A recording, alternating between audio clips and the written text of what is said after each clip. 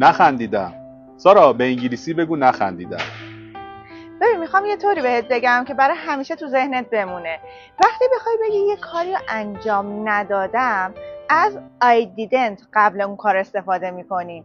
نخندیدم وقتی بخوایم بگیم خندیدن فعلش میشه چی؟ laugh. I didn't رو قبلش میذارم. I didn't laugh یعنی نخندیدم. نخوابیدم. sleep میشه خوابیدن. درسته؟ حالا میخوای بگی نخوابیدم. پس برای منفی کردنش I didn't رو قبلش میذاریم. I didn't sleep یعنی نخوابیدم. زنگ نزدم. call میشه زنگ زدن. بلدی. حالا میخوام I didn't رو قبلش بذارم. I didn't call یعنی زنگ نزدم.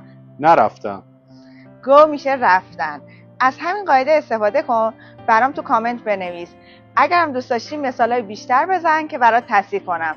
و اگه پیج و فالو نداری برای آموزش‌های بیشتر حتما پیج و فالو کن.